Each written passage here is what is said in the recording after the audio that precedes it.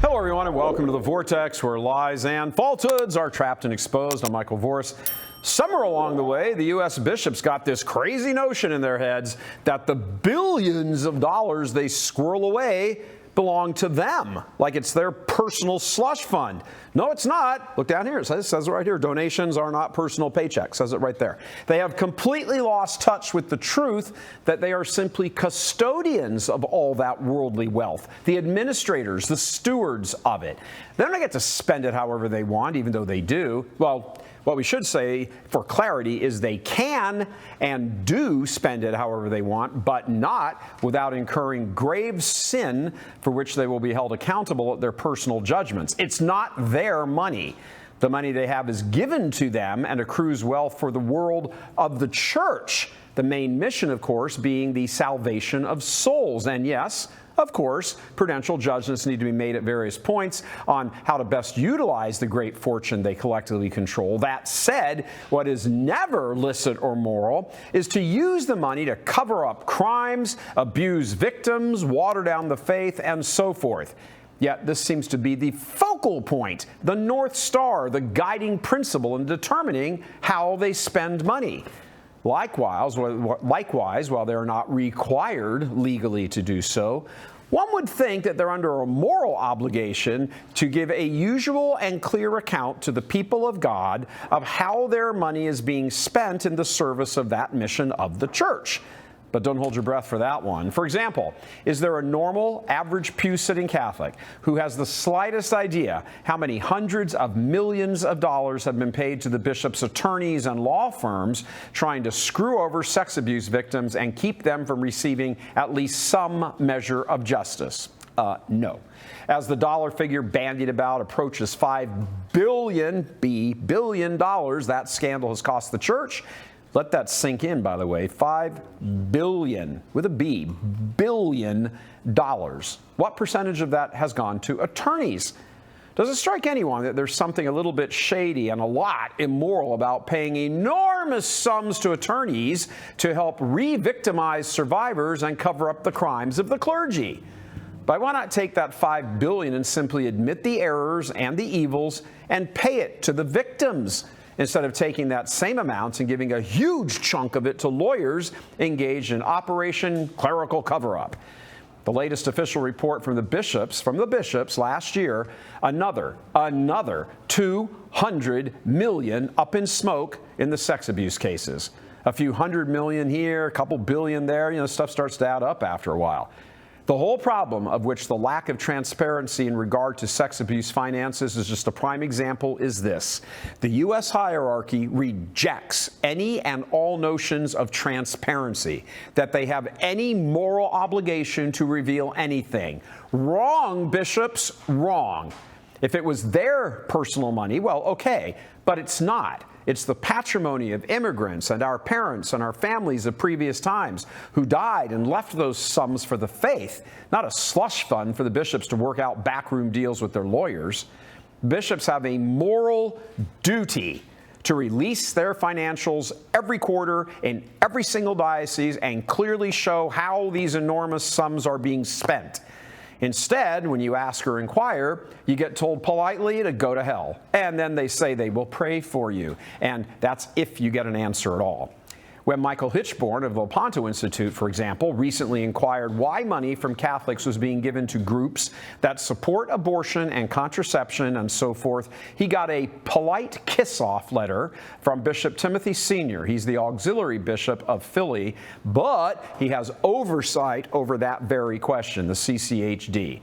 Sr. told Hitchborn essentially, mind your own business.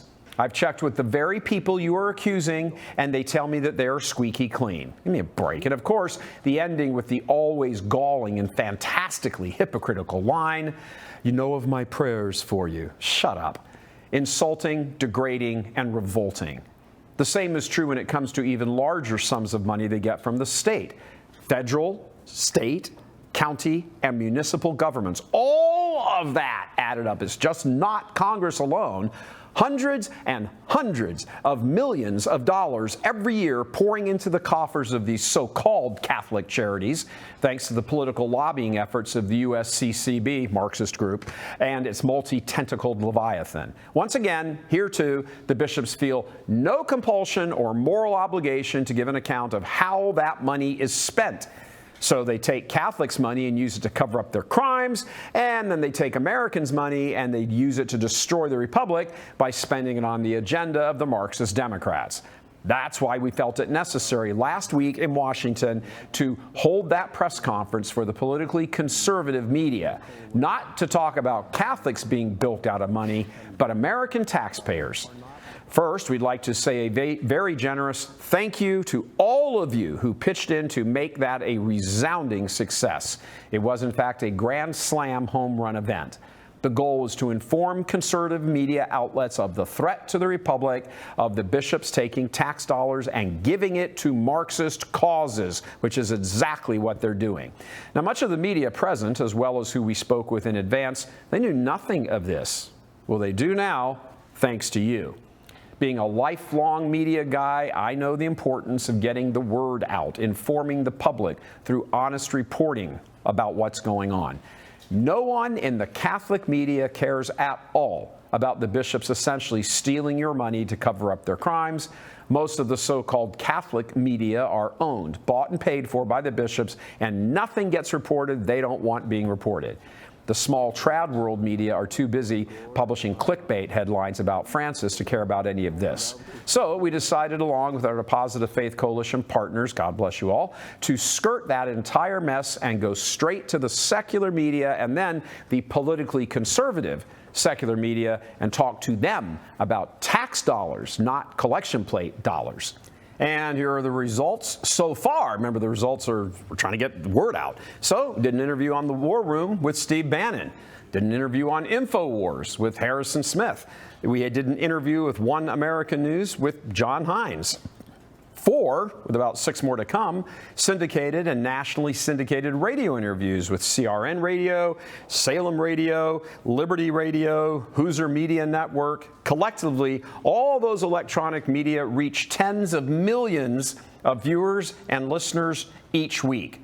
Then on the print side of the house, the Epic Times was there, PJ Media. They wrote articles about the press conference, and those are all out right now. There are other media organizations who attended the presser, most in person, some virtually. They were watching online like many of you were.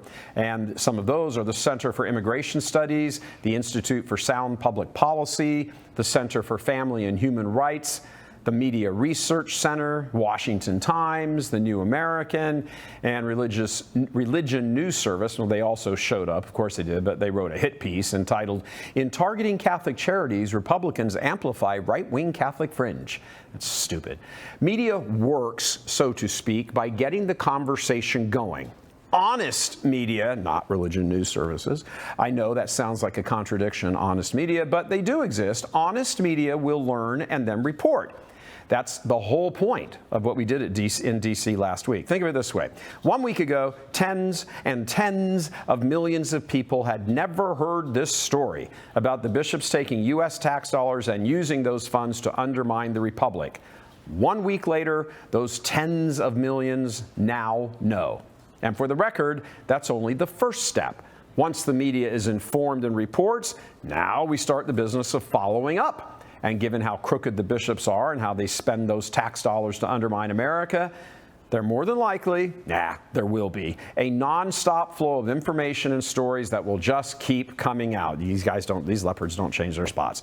Interesting to point out, to put what we call a bow on this, a bow tie, the politically conservative media got the exact same stonewalling from the bishops, the S.T.B, when they called and asked about all of this. They got the same stonewalling that the bishops give to Catholics when Catholics are asking about the collection basket money being misspent.